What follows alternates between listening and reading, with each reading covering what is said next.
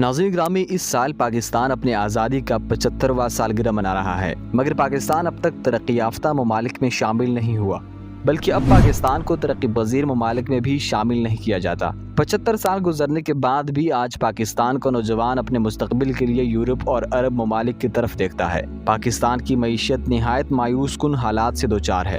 کسی ملک کی ترقی کا پیمانہ اس کے پاس موجود وسائل، زر مبادلہ کے ذخائر، معیشت کی مضبوطی، باعثوں کو سہولیات کی فراہمی سے کیا جاتا ہے۔ پاکستان کی معیشت کا انحصار زراعت پر ہے۔ اس کے رقبے کا بہت بڑا حصہ قابل کاشت ہے اور ایک جدید نہری نظام سے جڑا ہوا ہے۔ قدرتی وسائل سے مالا مال پاکستان کوئلے کے 175 بلین ٹن ذخائر رکھتا ہے، جبکہ قدرتی گیس کے ذخائر کا تخمینہ 885 بلین کیوبک میٹر لگایا گیا ہے۔ پاکستان ایک بہت بڑی افرادی قوت سے بھی میسر ہے۔ پاکستان کی آبادی کا 64% حصہ نوجوانوں پر مشتمل ہے۔ یہ تاریخ میں پہلا موقع ہے کہ پاکستان میں آبادی کا اتنا بڑا حصہ نوجوانوں پر مشتمل ہے۔ ماہرین کے مطابق 2050 تک اس میں مزید اضافہ ہوگا۔ ان تمام وسائل کے باوجود پاکستان کی ترقی کی رفتار کچھوے کی مانند ہے۔ اس کی بہت ساری وجوہات ہیں، جس میں سے چند ایک کا ذکر آج ہم اپنی اس ویڈیو میں کر رہے ہیں، تو آج کی یہ ویڈیو آخر تک لازمی دیکھیں۔ انرجی کا بحران۔ سال 2000 کے بعد انرجی بحران نے پاکستانی معیشت کا گلا دبا رکھا ہے۔ یہ نہایت آسان فارمولہ ہے۔ جب آپ فیکٹری کو بجلی نہیں دیں گے تو فیکٹری بند ہوگی، پروڈکٹ کہاں سے آئے گی؟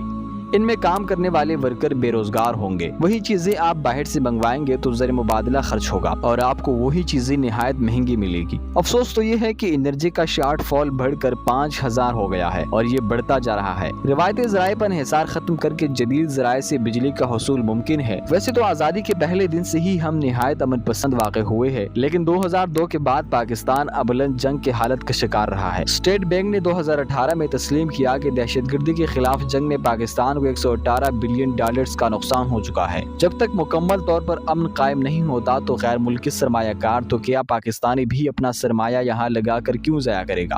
دولت کی غیر منصفانہ تقسیم۔ جی ہاں، پاکستان کی دولت چند ہاتھوں میں منقسم ہے۔ پاکستان کے مالدار ترین 20% لوگ پاکستان کی کل سرمایہ کا 49% رکھتے ہیں، جبکہ اس کے مقابلے میں غریب ترین 7% سرمایہ رکھتے ہیں۔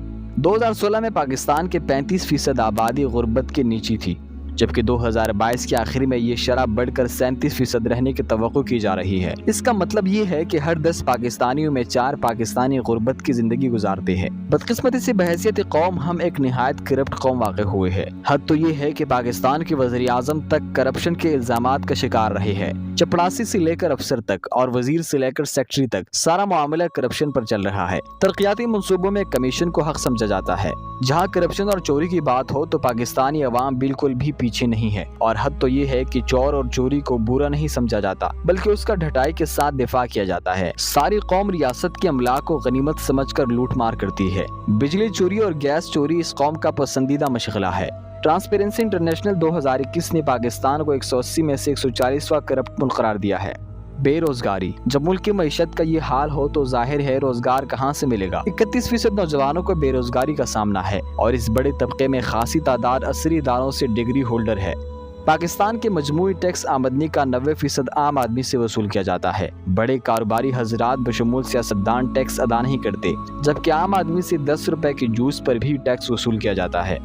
پاکستان میں بدقسمتی سے کئی طرح کے نظام تعلیم رائج ہے۔ سرکاری اسکولوں کا نظام اور مدارس کا نظام الگ کام کرتا ہے، جبکہ اپر کلاس کے لیے انگلش میڈیم ادارے موجود ہیں، جبکہ انہیں مہنگے اداروں سے فارغ التحصیل لوگ بیوروکریسی بشمول فوج میں اعلیٰ عہدوں پر فائز ہو جاتے ہیں۔ عام آدمی کو تعلیم سے ترقی کا نسخہ ابھی تک مذاق ہی لگتا ہے۔ الغرض پاکستان کو اپنی سمت متعین کرنے کی اشد ضرورت ہے۔ یہ سب کچھ اچانک نہیں ہوا، بلکہ ایک دہائیوں سے جاری غلط پالیسیوں اور غلط فیصلوں کی وجہ سے آج ہماری معیشت اور معاشرہ زوال کا شکار ہے۔ یہ بات ریکارڈ پر ہے کہ ملیشیا اور سنگاپور جیسے ممالک نے بھی پاکستان سے 5 سالہ منصوبے لے کر نافذ کیے اور ترقی کی، جبکہ ہم نے اپنا یاد کیا ہوا سبق بھول کر سب کچھ کھو دیا۔ ضرورت اس بات کی ہے کہ اس 75ویں آزادی پر سیاستدان بشمول سول سوسائٹی بیٹھ کر ایک لائحہ عمل طے کرے، تاکہ اس مملکت خودآزاد کی ترقی کا خواب شرمندہ تعبیر ہو سکے۔ امید کرتا ہوں کہ آج کی یہ معلوماتی ویڈیو آپ کو پسند آئی ہوگی۔ اس طرح کی مزید ویڈیوز دیکھنے کے لیے ہمارے چینل کا وزٹ کریں، چینل کو سبسکرائب کر دیں اور ساتھ موجود بیل آئیکن کو بھی پریس کر دیں تاکہ ہر نئی آنے والی ویڈیو آپ کو بر وقت مل سکے۔